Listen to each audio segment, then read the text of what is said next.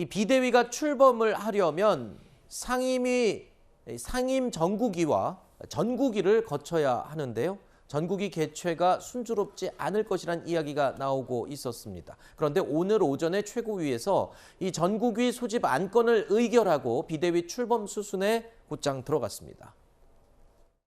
최고회의의 안건은 상임정국위원회와 정국위원회 소집 안건입니다. 현재 우리 재적 최고위원 수가 7명입니다. 7명 중에서 4명이 참석을 해서 상임정국위원회 소집과 정국위원회 소집 안건을 가결을 시켰습니다.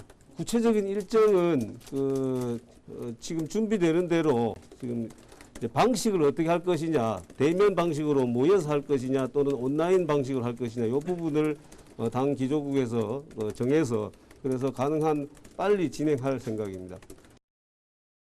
자, 오늘 오전에 최고위를 열었고 비대위 전환에 필요한 안건들을 의결을 이제 한 건데 빠르면 이번 주 안에도 이 비대위가 출범할 수 있다는 것 같습니다. 일단 속도는 낼 수 있는 상황이에요. 물론 아까 백성훈 변호사가 지적한 것처럼 이준석 대표만 빼고 저렇게 진행되는 게 나중에 큰 문제가 될 수 있지 않느냐 이런 지적이 있습니다. 네, 지금 상황을 보면요. 퍼즐 하나를 잘못 끼웠더니 계속 연이어 잘못 끼일 수밖에 없는 이런 상황이 된 것 같은데요. 그러니까 전국의 의장이 서병수 의원이잖아요. 오전에. 네. 서병수 의원이 오늘 언론과 인터뷰를 해서 이런 얘기를 했어요. 그러니까 지난달 11일 비대위 직무대행 체제로 갈 것이냐, 아니면 비대위로 갈 것이냐, 아니면은 어떤 다른 형태로 당의 비상 상황에 대처할 것이냐. 이준석 대표 징계 이후에 어떻게 당 체제로 갈 것이냐 논의를 했는데 어쩔 수 없이 직무대행으로 갈 수밖에 없다. 이렇게 당헌당규 해석상 그렇게 될 수밖에 없다고 결론을 내린 거 아닙니까? 그런데 그 이후에 지금 다시 직무대행 체제에서 비대위 체제로 또 넘어가야 되는 상황이에요. 네. 그러니까 당헌당규상 이게 불가능하다 이렇게 얘기를 하고 있는 거거든요. 어찌됐든 간에 전국위를 소집해서 당헌당규를 개정해서 비대위 체제로 간다 하더라도 이준석 대표는 가처분 신청으로 갈 것이다. 네. 이렇게 오늘 발언을 했어요. 네. 그러면서 또 한마디 한 게 뭐냐면 권성동 원내대표도 그동안의 혼란에 책임지고 물러나라. 네. 이렇게 얘기를 한 거예요.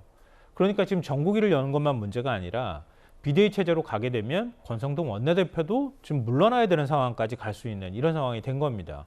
그럼 비대위원장을 뽑고 난 다음에 원내대표를 또다시 뽑아야 되는 상황이 될 때 또 다른 당의 혼란이 일어날 가능성이 있고 그다음에 조기 전대로 간다 하더라도 또 당이 또 거기 안에서 또 여러 가지 갈등이 있지 않겠습니까? 네. 그러니까 이게 지금 이번 한 번으로 끝나는 정리되는 문제가 아니라 아마 다음번 당대표를 뽑는 과정 그리고 이준석 대표가 어떻게 법적 대응이나 대응하는가 이런 문제까지 고려한다면 올 가을까지 가는 혼란이 될 수밖에 없다. 이렇게 봐야 될 것 같습니다. 알겠습니다. 뭐 신속하게 비대위 체제로 전환하는 것보다 그 이후에 일어날 잡음과 문제를 최소화하는 게 더 중요하지 않겠냐라는 이 두 분의 의견인데요.